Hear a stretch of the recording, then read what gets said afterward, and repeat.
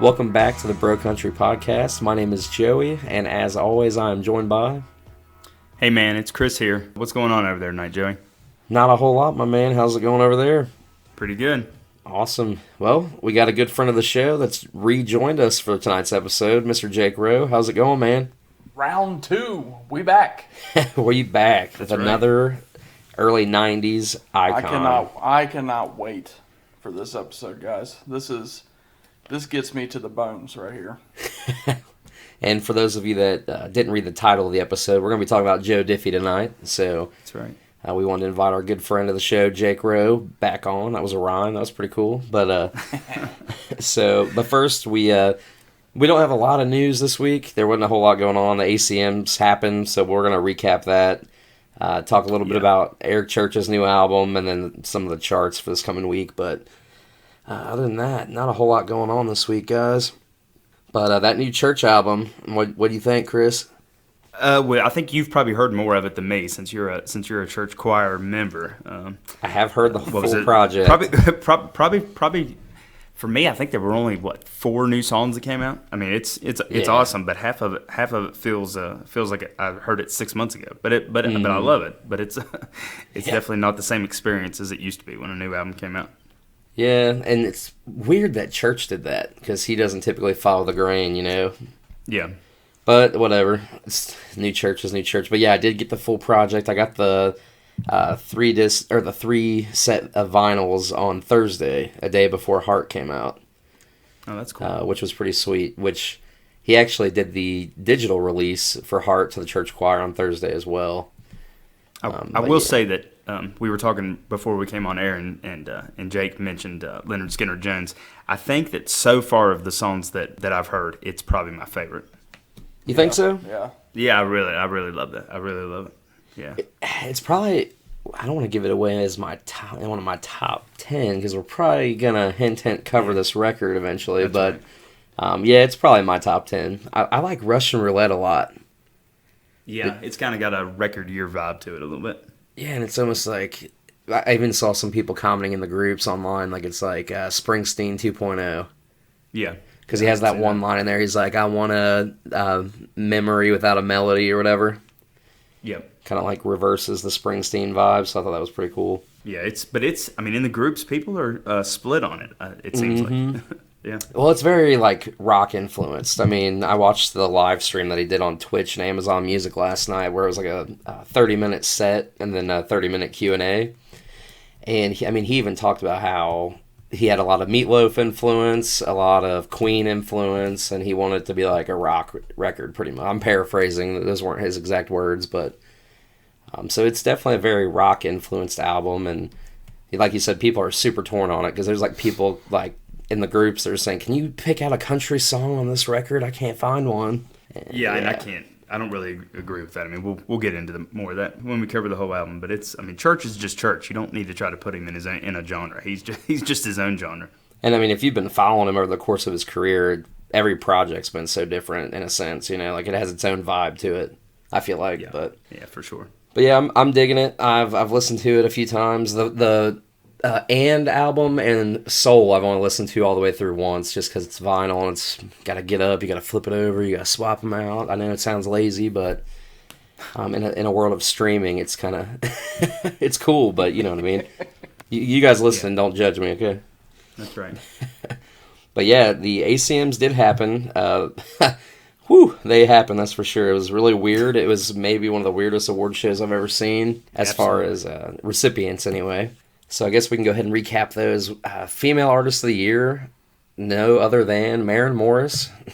I think did we both get that, Joey, or I forget who you predicted. I think we might have. I don't know. If you guys know, come to our Facebook group and let us know who we predicted because we recorded that episode and I can't remember. But that's right. But yeah, Maren Morris won Female Artist of the Year. Group of the Year, Old Dominion. I think I did call that one. Yeah. We talked about these two last week, but New Female Artist of the Year, Gabby Barrett, we both had that one. New Male Artist, Jimmy Allen. Yep. Neither of us had that. Album of the Year, Starting Over by Chris Stapleton. Awesome. Yep, we both got that. Probably the best award of the night. Yeah, I agree. Song of the Year, I have no freaking idea how this happened, but The Bones by Maren Morris. A song that was released in 2019. I have no idea, but whatever. Musical event of the year. I was actually stoked for this one. It was Carly Pearce and Lee Brice with I Hope You're Happy Now. Yep. Love that song. Love Carly. Love Lee. So that was sweet. Duo of the year. Might as well call it the Dan and Shay Award nowadays. They won it. No question there. Did you see where, I know you had mentioned it, but huge backlash where people were saying that they were lip syncing for sure, and Dan came out and said that there was just a delay on the camera and that they were not lip syncing. I don't know who I believe, but they were people were going crazy online about that. Dude, I saw that. Yeah. Oh, Jake, I don't know. I don't think you caught the award show you said off air or before we were on there, but. Dude, it was, like, so bad. I don't even know how to explain. Like, Dan was so behind the words that were playing, and I'm like, oh, my God. Kind of like Mariah Carey at New Year's Eve a few years ago. Yeah. So bad. And I was like, what the heck? Are they lip-syncing that bad? And I guess, like Chris just said, people were online just saying stuff about how it was a production issue, and Dan posted it or whatever, and... Yeah. I don't know, because I did see the ACM Facebook page or Instagram or something, because I was posting on our social media all the award winners and things like that. And I think it was, like, perfect when you watched it on the social media, but on TV it was, like, super delayed. So I kind of had to, like, retract my opinion, because I'm like, maybe it was a delay in production. Like, you never know. Anybody can edit anything these days. Yeah, but that was the other thing. Anybody can edit. It was pre-taped, so there's no reason to have... lip synced it, because if they messed it up, they could just do it again. You know? Yeah, exactly. Yeah, well, at one point, and the masses might come after me for this one. At one point, I even thought Luke Combs was lip syncing for a second. Did you get to watch his performance at all? Yeah, I did. I think that Luke probably uses some sort of auto tuner on his on the microphone live, maybe. So I don't think he was lip syncing. I think he might. Some of them just get a little extra help. Yeah. Well, and when I rewatched it, I think that's what I was. That's exactly what I thought too. I'm like, okay, I don't think he's lip syncing, but I think they've tuned his mic a little bit. Yeah. Which, whatever. Luke's awesome. We love Luke regardless. So whatever. Luke can do whatever he wants. Tell us about these last two awards here, Joe. Oh my goodness! So, Male Artist of the Year. We'll start there and save the best for last, so to speak. You got Thomas Rhett that wins the Male Artist of the Year. Now, no disrespect to Thomas, I like his old stuff, and I think he's going to drop an awesome project with this double album. I've talked about it a lot on the show. But come on, Male Artist of the Year for 2020? I don't think so. I think they got that one all wrong. Yeah, absolutely. But not as long as this next one. Yeah, this one was an absolute shocker, and it was like, I literally laughed. And, no disrespect to this artist or his fans, because I can consider myself a fan. But you've got Entertainer of the Year. You've got guys like Luke Combs, Eric Church nominated for this category. They announced Luke, and I'm super stoked. I'm like, oh man, Luke Combs just got it. And then they say Brian. Luke Bryan. And it just caught me so off guard. Absolutely.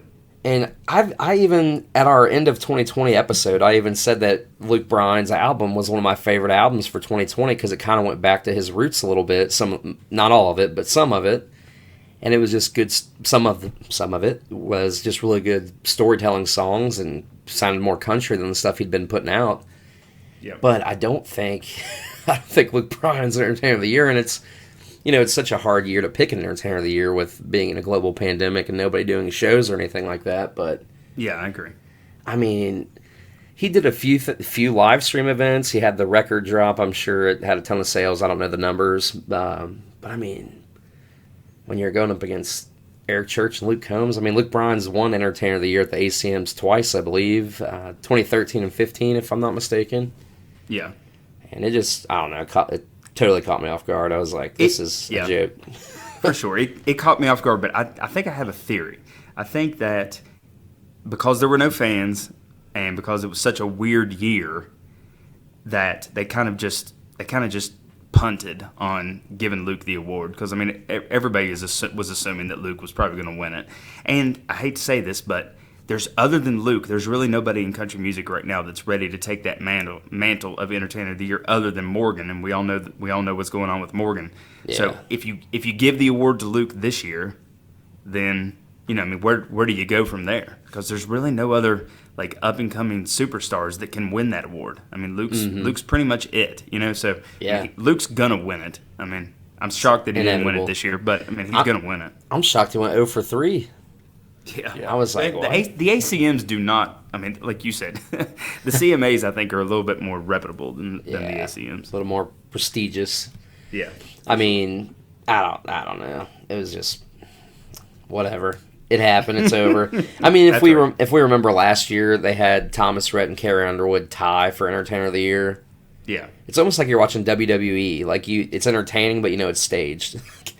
Yeah. It's just the weirdest thing, and I don't know. That's the best comparison I can make. The ACMs is like it's entertaining to watch, but then you see it and you're like, oh well, this is so staged and so not how it should go. But whatever.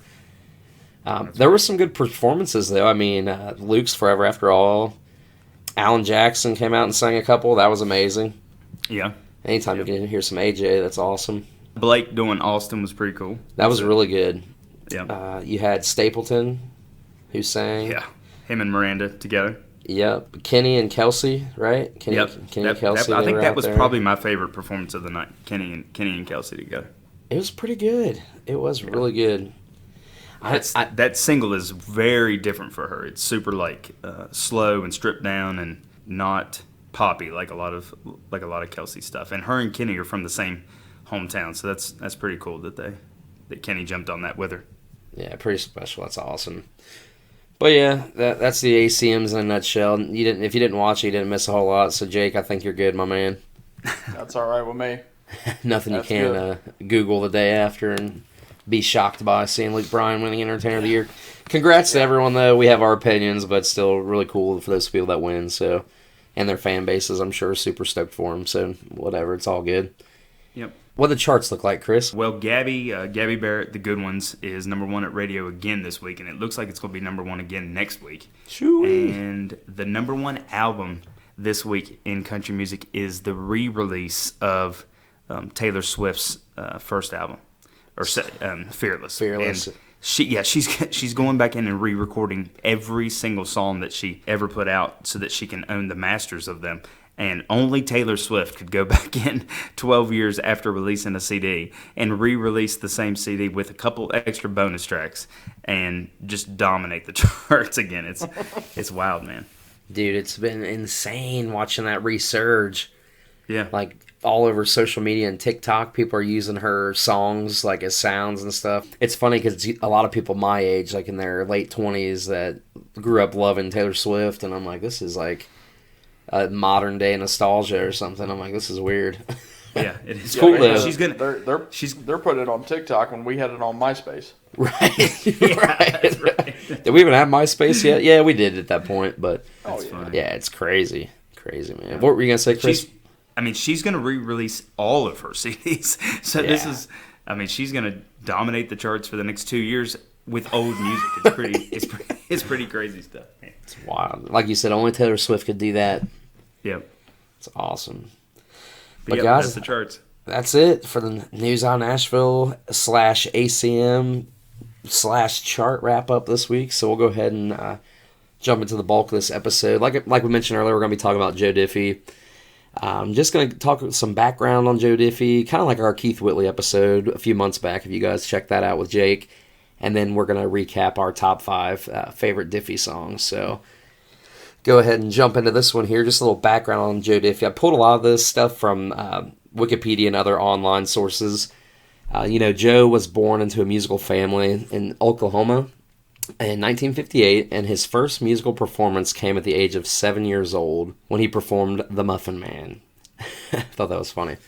Diffie's father, he played guitar and banjo, and his mother sang as well.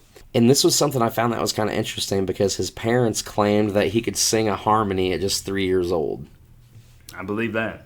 And I'm like, coming from Joe, that makes sense, But throughout his younger years, they moved all over. They lived in Oklahoma, moved to Texas, Washington, Wisconsin, then back to Oklahoma.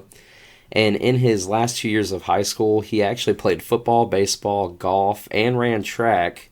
During his senior year, he was recognized as best all-around male athlete. Wow.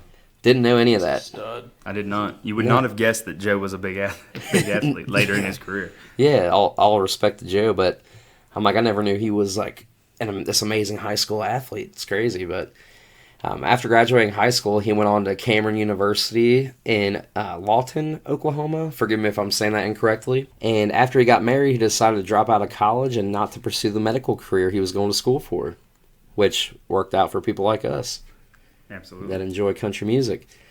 But yeah, he spent some time working in oil fields, drove a truck that pumped concrete into oil fields. That was when he was living in Texas. Before he moved back to Duncan to work in a foundry, which is kind of like a metal warehouse type thing. But yeah, during that time, he worked as a musician on the side, first in this gospel group that was called Higher Purpose, and then a bluegrass band called Special Edition. And then Diffie actually built a recording studio and began touring with Special Edition in other states around the area, and was sending like demo tracks to publishers in Nashville. Hank Thompson actually recorded Joe Diffie's Love on the Rocks, and Randy Travis put one of Diffie's songs on hold, but ultimately didn't wind up recording it. So what a cool feeling for a guy just kind of working in the oil fields, cutting demos, to have Randy Travis hold one of your songs. Absolutely. That was sweet, but unfortunately, the foundry he was working at closed in '86, and he declared bankruptcy and had to sell the studio out of financial necessity, and then divorced his wife, who left with their 2 children. And then he spent several months kind of just depressed and not knowing what to do before he actually decided to move to Nashville. And when he moved to Nashville, he took a job at Gibson Guitar Corporation.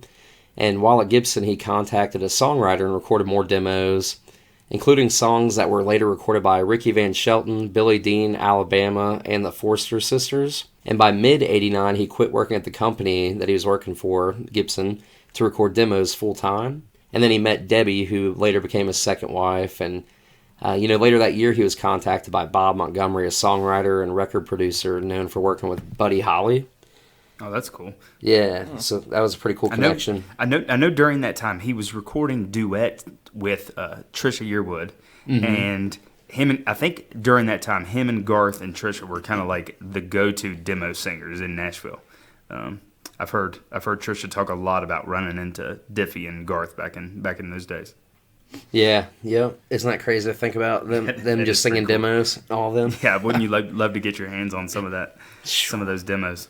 Man, you might be able to search the abyss of eBay and find one for like $10,000. Yeah, you might be able to. Or more. Yeah. No, I'm kidding, but I might not be kidding. I don't know, but yeah, Montgomery was actually the vice president of A&R Epic Records at the time, and said that he wanted to sign Diffie to a contract with the label, but he had to put him on hold for a year. Well, in the meantime, Holly Dunn released There Goes My Heart Again, which was a Diffie co-write, and Diffie sang the backup vocals on the song.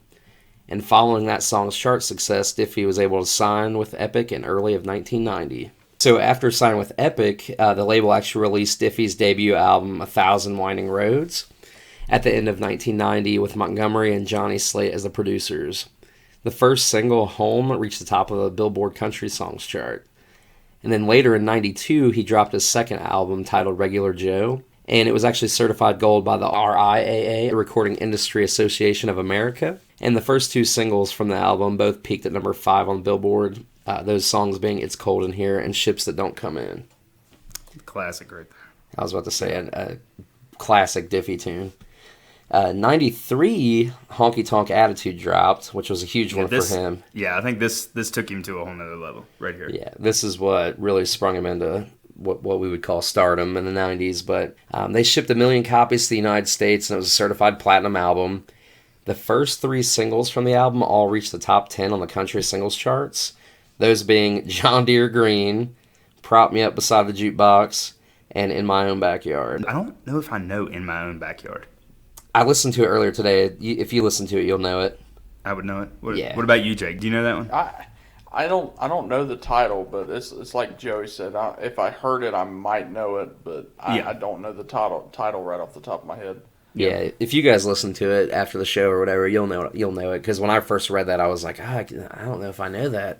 And then I listened to it, and I'm like, oh yeah, I know that. But yeah, so that happened, and then actually in '93, that's when Joe was inducted into the Grand Ole Opry. Yeah. He continued releasing albums and songs throughout the '90s, all the way through the 2010s. something cool that happened and was kind of nostalgic for me because I love this album. But in 2012, Jason Aldean recorded the song 1994, and it was released in February of 13 as the third single from Aldean's Night Train album. And he name drops Diffie and incorporates several of his song titles into the lyrics. And upon hearing about that happening, it's on record that Diffie said, quote, "It's really an honor to be mentioned in the song," and that it was flattering. And I thought that was just cool because me and my buddies in 2013 used to rock 1994 all the time by Aldean. For sure. It's a goofy, fun song, but throughout Diffie's career, he's won some awards. He won the ACM in 1993 for Vocal Event of the Year, which is a smash. I Don't Need Your Rockin' Chair with George Jones. Yep. Won a 1998 Grammy for Best Country Collaboration with Vocals, Some Old Train with Marty Stewart. And then he won the 1990 Cashbox Award for Male Vocalist of the Year. In his career, he had 35 singles on the Billboard Hot Country Songs chart, and 5 of which peaked at number 1, including Pickup Man, which was his longest-lasting number 1 with 4 weeks. And he also, during his career, co-wrote singles for Holly Dunn, Tim McGraw, Jody Messina, and also recorded with Mary Chapin Carpenter, George Jones, and Marty Stewart. And back in the 90s, having a number 1 song was not that big of a deal. Like, most of the songs that we know and we love from the 90s, like, if they peaked within the top 10 or especially the top 5, that was okay. Today, like, if a song doesn't go number 1, everybody's like, oh, why did this song not go number 1? But like Joe, I mean, he only had 5 songs go number 1, but he probably had, what do you think, 20 singles that were absolute 90s classic country, Oh, yeah. Super neo-traditional sounding. Yeah, jams. Absolutely. Yeah. I mean, to have 35 singles chart back then is huge, Yeah. Yeah. It was just different times back then. Yeah. But now, I mean, back then they would release 3 to 5 singles a year, and not all of them were going to go to the top of the charts, and that was okay back then. Yeah. But that that kind of summarizes a lot of Joe's accolades and just kind of his bring up and a little bit of a very, very high level overview of his career. Unfortunately, last year during the pandemic on March 27th, 2020, Diffie announced that he tested positive for coronavirus, and 2 days later on March 29th, he died in Nashville at the age of 61 from complications of the virus. Oh, man. And that was... I remember, I know it was only a little over a year ago, but I'll probably never forget what I was doing and where I was at when I found out Joe Diffie died. What were you doing, Joe? I was working in my backyard. We just cut down a bunch of brush and trees because we had just bought the house a couple months earlier. And so we'd cut down a bunch of trees and brush, and I was out on my patio with 2 burn barrels going, just burning all the brush, and sat down to take a break and checked my phone, and boom, it popped up. And I was like, are you freaking kidding me? So I... turned my Bluetooth speaker up, put some Pickup Man on, and cracked the cold one for Joe. But it was sad times, man. And, so many people were affected and lost during this pandemic, and it's just been sad, man. Yeah, right at the very beginning there. John Prine, Joe Diffie, there were, a couple others. And Charlie Pride. I thought, at that time, I thought, man, there's going to be a ton of people die from this. And thank God it kind of leveled out and we didn't lose more of our musical icons. I think I texted you as soon as I heard about it, and we were just, I got to see Joe's last concert he ever did was here in Charleston, about 2.5 weeks before he died, and he was not feeling very well that night. Like, there were definitely, they cut the show short. It was weird. I just remember afterwards, me and Lindsay being like, that. We've seen Joe a bunch, and I was just like, there was something going on with him. But obviously we did not expect him to pass 2.5 weeks later. It's crazy. Jake, do you remember what you were doing when you found out Diffie passed away? Oh yeah, I was at work, and we just went and sat down for lunch, and I sat there and was flipping through my phone and seen it on Facebook, and I honestly thought it was like fake. You know what I mean? But and then there was more, like CMT put it out, and then all the news stations started reporting it, and then I was like, holy crap, this is real. Mm-hmm. And it really sucked because Diffie was just growing up, when you were a kid in the 90s, and I don't know, I'm sure your guys' parents listen to country and everything else, but you just heard him on the radio all the time. Yeah. He was part of, me growing up to love country music, and it hurt. Yeah. Yep. For sure. I feel the same way. He was another one that my grandparents would crank up, and it wouldn't be uncommon on a Saturday morning for my grandma to be cleaning the house, just cranking her boombox to a Joe Diffie CD. Yep. And I mean, throughout the years, I'll be honest, Diffie's not one that I'll just turn on and listen to all the time, but it's a nice time capsule to go back and listen to, kind of like old Garth. I don't just necessarily go turn on old Garth, but it's nice to listen to that and just have that nostalgia of the 90s, and takes you back. And I mean, Diffie is a country music icon. Let's be honest, and gone too soon. That's absolutely for sure. And he'll be missed by many. And I'll tell you one thing that'll never be gone about Joe Diffie is that mean, aggressive mullet that he had. That's right, man. That's right. That thing deserves to be in the Mullet Hall of Fame, right up there with the rest of them. The mullet's back, but it was a different kind of mullet back then. Yeah, Diffie was the late '80s, early '90s full on perm mullet. Oh yeah. I mean, it was. I'm not even sure if it was casual in the front, but I'm telling you, the party was all there. Oh yeah. He said, "I'm not sure it was casual in the front." That was styling back then. They were loving that. I mean, you look at Travis Tritt, his hairstyle, and Joe Diffie, those guys, they were rocking it. I mean, all of them had mullets, man. Blake. That's funny. I mean, look at all those 90s kind of guys. It's crazy, but... Tim, when Tim first came out, he had the long hair in the back. Yeah. That's funny. It's just a different time. I mean, especially, there was two hairstyles in the early 90s that really mattered, and it was the mullet and the rat tail. The rat tail. Billy Ray Cyrus had both. I had a mullet. I thought you had a rat tail. Nah, man, I had a mullet. My brother and I both. Oh, yeah. We were official 90s boys. So, yeah, mullets for sure. If you guys, the listeners can search my personal Facebook page and creep real hard, they might be able to find a picture somewhere, but I encourage you not to do so, but it may come up somewhere. But so that that was kind of where we were all at when we found out about Diffie. So what are some of your guys' earliest memories of Joe Diffie? Jake, I know you kind of mentioned that your parents played it growing up and stuff, but what are kind of some of your early memories, or do you remember your first impression of Diffie at all? My first time actually hearing a Diffie song was, I don't know why I remember this or whatever, but we were going down Old Oxford State, and I was riding with my mom in her old Blazer that she had. And it was gorgeous outside, windows were down, breeze blowing in, and Third Rock from the Sun was just blaring on the radio. Jam. And I mean he had so many songs, but that was my first impression on Diffie. And I mean, I was only, I don't know, I was probably 6, 7, I don't know. But I remember that was one of my favorite songs when I was a kid, was Third Rock from the Sun. It's a good one. So good. But, yeah. What about you, Chris? What you got? Well, I mean, my earliest memories of Diffie are definitely the novelty songs from that third record. I mean, I don't remember the first two records at all. I know some of those songs now, but those definitely they did not. I mean, they did not make him the star. I mean, the CMT videos of Diffie, and Prop Me Up and Third Rock from the Sun, Bigger Than the Beals. Those songs just took Joe to a completely different level.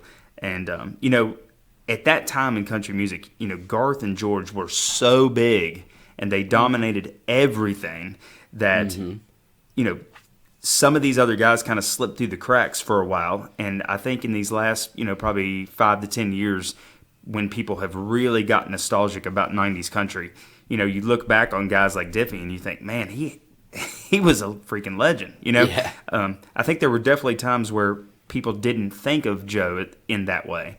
Yeah. Because of the novelty songs and because of the kind of goofy songs. But when you look back at his list of songs, he had those kind of funny songs, but he had some absolute stone cold country ballads that are he could sing with anybody. Such a unique kind of twangy voice.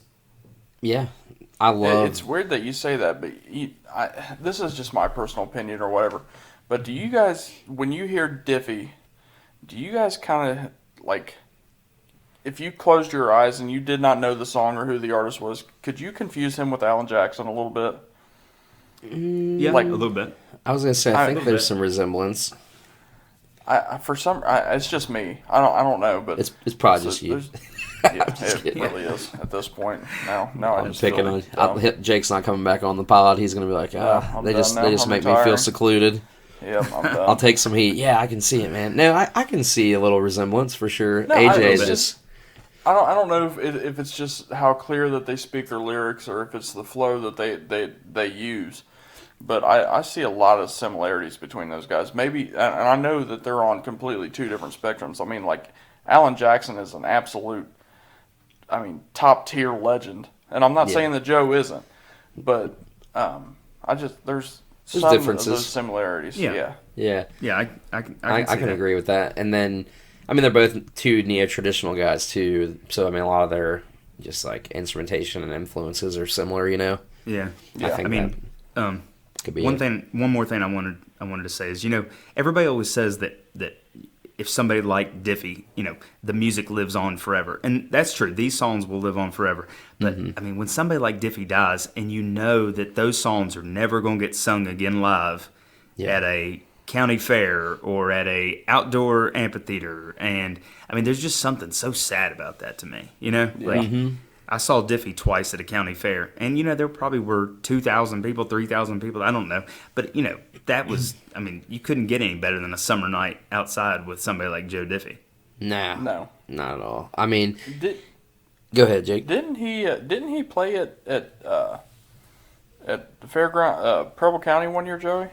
Oh, I'm sure. Yeah, I was going to talk about kind of my first live experience of Joe, and I hope this isn't the Mandela effect getting to me. If you guys know what that is, do you guys know what the Mandela effect is? It's a real thing. Okay, Chris, do you know what it is? Tell me. I probably do, but tell me. So it's like, so basically, it's like you think something happened that didn't really happen, but it's like an alternate parallel universe type thing. So I'm hoping this isn't that situation, but I vividly remember going to this concert that they used to do up in Dayton, Ohio, and I've talked about this on the show, like our second episode, I think I talked about this. My grandparents, my brother, and I would go every year, and it was called A Day in the Country at Thomas Cloud Park, and it was something that one of the local radio stations would put on. And if you called the radio station and requested tickets, they would mail them to you, and they were free. And one year, I believe it was 2004, I could not find anything on the internet about it, not a single freaking thing. But I'm 99.7% sure Joe Diffie was there, because I know I saw him somewhere when I was young, and I'm pretty sure that was it.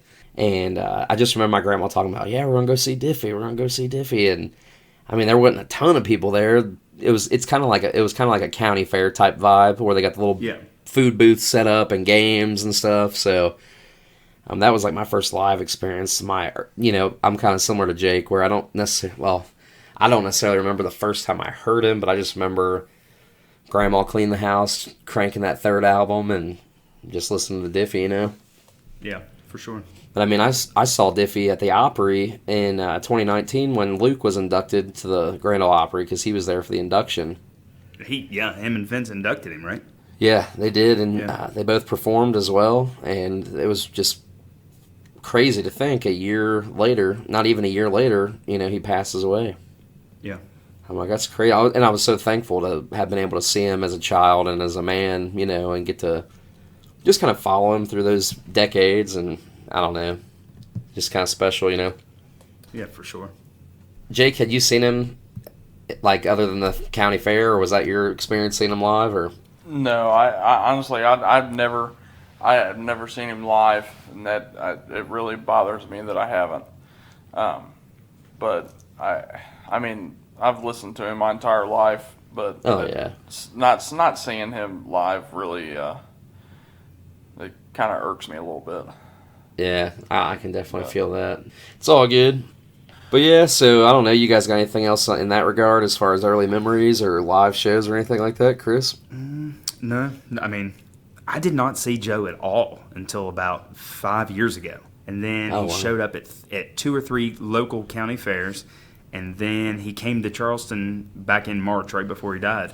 And but I don't remember seeing him at all, like open for, like opening for any of the big acts in the '90s. I may have, and I just don't remember it. But Mandela effect. Yeah, that's right. That's right. That's right, man. No, but definitely an icon in country music, and I think it's kind of like what you. It's a very true statement that you said that some of those guys early on in the '90s kind of slipped through the cracks. I had a couple hits here and there, but then when like people in our age group or like our generations look back at that era, we're like, holy crap, this dude had 35 charting songs, you know? Mm-hmm. Yeah. And so it's cool to be able to look back on the different eras of music and see how appreciative you can really be of these artists' music later in life. Absolutely. I mean, we're getting ready to jump into the songs, but I mean, there's probably 3 of these songs that are like as big of '90s country songs as you can possibly get, and they just have kind of like grown over time. Like, oh yeah, some of these songs that he had are freaking monsters. I mean, it's crazy. Oh yeah. So I think without further ado, we should go ahead and jump into it. Let's do it. So if you guys are new to the show, thank you so much for tuning in. This is something that we kind of do often where we'll pick our top 5, top 10, and rank them. And like we mentioned earlier, we're going to rank our top 5 Joe Diffie songs. We always start lowest to highest, so we'll start with 5, go 4, 3, 2, 1. And I usually kick it off, so I guess I can go ahead and do that now. Number 5, I've got Prop Me Up Beside the Jukebox. Classic. Love that song. Can't go wrong with that. And don't hate on me, guys. My list might be a little cliche. It might be your top 5 Spotify songs that you can see, but no, I'm kidding. But that was one that my grandma used to play over and over, and she'd always like recite that. She's like, "When I die, you guys just prop me up beside the jukebox," and it just special song to me, and a jam. So that's why I had it in my top 5. What'd you have, Jake? Number 5, I had A Night to Remember. Ooh, good one. Ooh. Yeah. Love that one. Very good song. Great song. What about you, Chris? Number 5, I've got It's Always Something. Ooh, nice. And I think that was probably his last hit. I was going to say that was a later one. Kind of at the tail end of his radio run there, and it's similar to A Night to Remember. Just kind of a melancholy, not very similar to the kind of funny songs that he had there in the early '90s. Yeah, that's awesome, man. Number 4, I have A Night to Remember. So we were pretty close there, Jake. Nice. What about you, Jake? What do you have at number 4, man? Number 4, I got New Way to Light Up an Old Flame. Oh, that's a good one. I'm telling you, I killed it. Yeah, yeah. You guys are gonna be laughing at my list after these next few.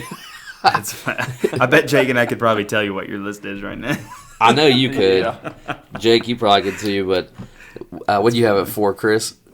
Number 4, I've got another kind of slow, sad one. Ships That Don't Come In. Beautiful song.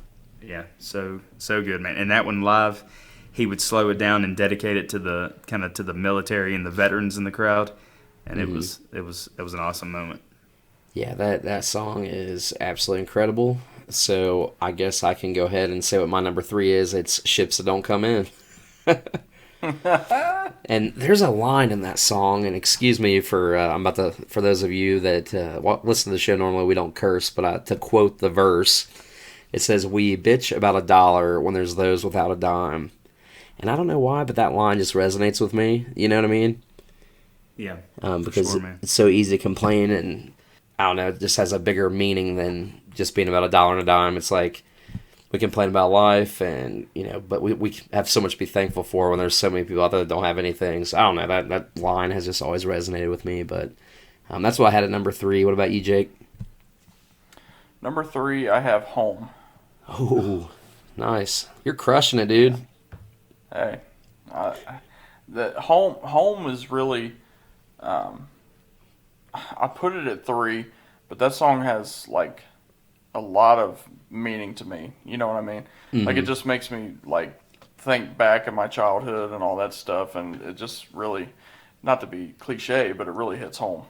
Yeah, absolutely. Yep. That's a good song. That's a killer, and that's one of those ones that was his debut single, right? I mean, that's from the first record. First record, yeah. And I don't remember that at all from when I was a kid. That's a song that has really grown on me as an adult, you know? I agree. Yes. Yeah, I'm the same way. I don't remember listening to it when I was younger, but just hanging around with buddies and listening to music and learning that song, you know, it really pops now. Yeah, that one, that was the first single Chris dropped in 1990. Yep.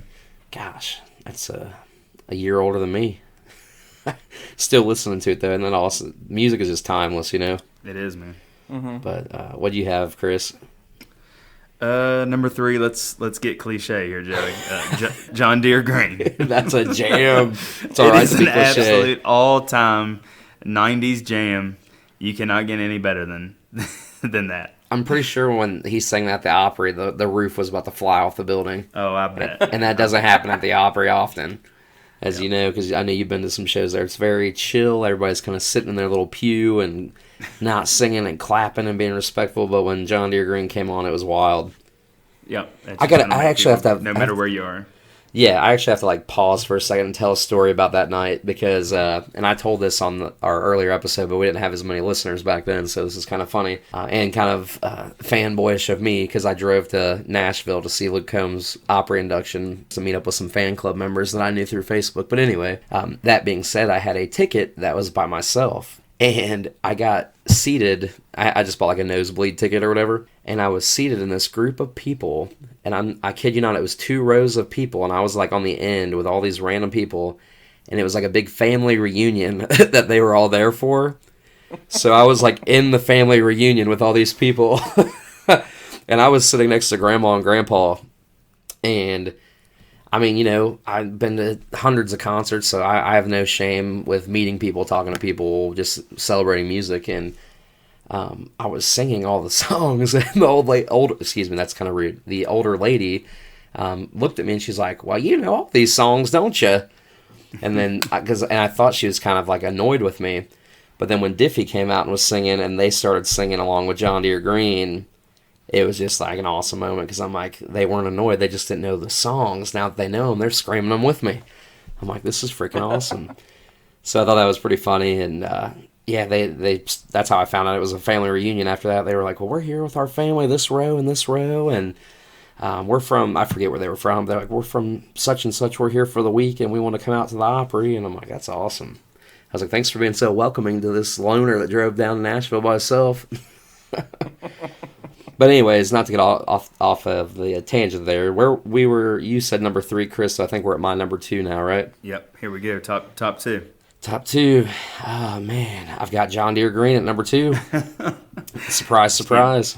You can't beat it, man. Oh, it's an absolute jam. And when it comes on, I don't care if you're at the bonfire, if you're at a bar, if you're at Applebee's for dinner, everybody's gonna get buck wild. It's like one of them. I mean, it may not be as crazy as Friends in Low Places, but I would put it on like that level of a anthem, the country music anthem, you know?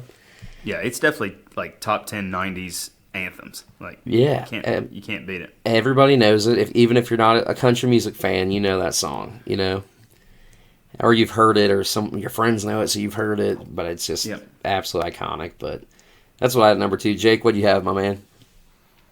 Number 2, I have Bigger Than the Beatles. Oh, that's such a good one. So good, man. That is awesome. Chris, what about you, man?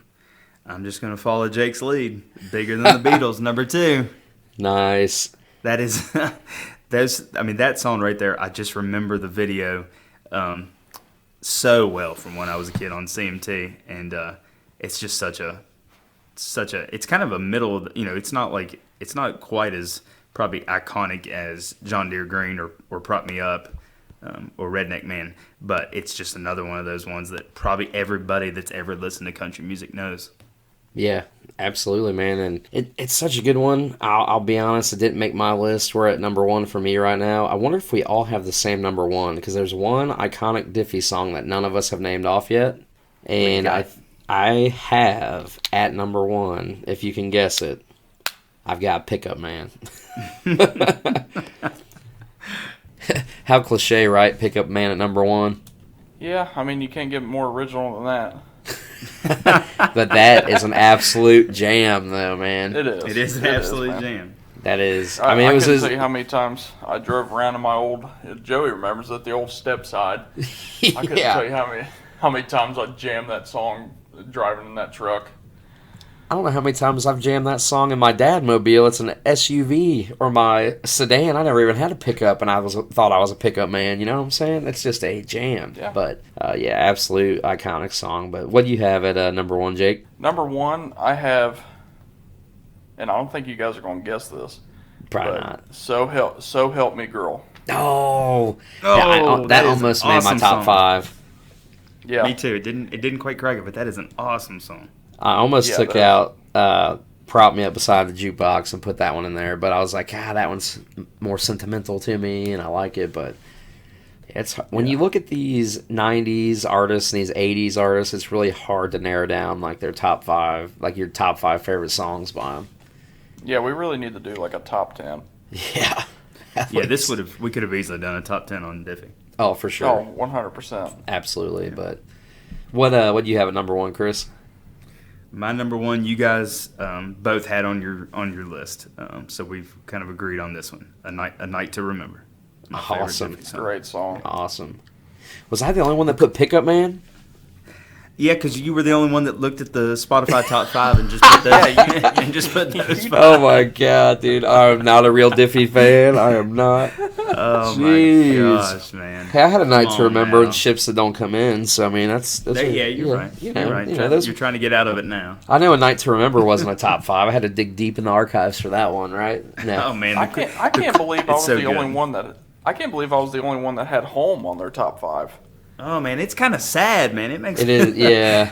Same. I love it, but it is sad. I mean, like we just said, you could easily have a top 10 for this guy, and that probably would have made my top 10 for sure. Yeah. Yeah, I mean, there's a bunch of different songs that we could have put if we had a top 10, like we talked about a few minutes ago. I mean, Bigger Than the Beatles is one that I probably would have put in my top 10. There's a couple others that I don't know if you guys listed that I'd put in my top 10, but maybe we can do another Jake Rowe reunion episode and crank out the tracks 6 through 10 of Diffie. Yeah. What's gonna be our next deep dive into late 80s, early 90s country? I don't know, Jake. You call it, man. This is your specialty, so what are you looking to do? Oh man, I mean, you're gonna put me on the spot. Have you guys done Travis Tritt yet? Nope, not yet. That's what I thought you were gonna say. I was hoping you'd say that actually. I mean, let's do it. Let's do it. Yeah, that'll be the next one. We'll get a date here coming up in the near future and get you back on for some Tritt. But I think that wraps up Diffie tonight, man. What do you guys think? Yep, another good one. Yeah, another good one. Gone too soon. Good episode. Had a lot of fun, Jake, man. Thanks for coming on. We always appreciate your support and hopping on and hanging out with us. Guys, I love the podcast. I love that you guys have me on. This old country music really strikes a chord with me, and I appreciate you guys coming on and let me share, and love what you guys got going on here. Absolutely, man. We appreciate that. And for anyone that's new here that sees the title of our podcast as Bro Country Podcast, we don't just listen to bro country music. It's just a pun because it's two bros talking about country music. So don't take the name of our podcast and think we're only going to talk about Luke Bryan. We're going to talk about the 80s, the 90s, 2000s, 2010s, currents. We're going to talk about it all. So definitely appreciate all the listeners tuning in tonight as well. Wouldn't be as worthwhile without your guys' support, so we truly appreciate that. And Jake, we'll have you on here soon again, man. All right, man. I'll look forward to it. Yeah, but before we wrap it up, I do want to give a shout out to our socials. You guys go check us out. We're everywhere. I mean, Facebook, Instagram, Twitter, TikTok, all that good stuff. Just search Bro Country Pod. You'll be able to find us. Actually, we do have something big in the works, right, Chris? That's right. Yep. We're not going to talk about it because it's not solidified yet, but we have something that could be huge for us in the works, and we're super excited to have this opportunity. But we're gonna leave it at that. We'll put some more feelers out as things come to fruition, but we'll see. That's right. I think that's gonna do it for tonight, guys. You guys got anything else? I think we're good. All right, guys. As always, until next time, keep it country and take care of each other.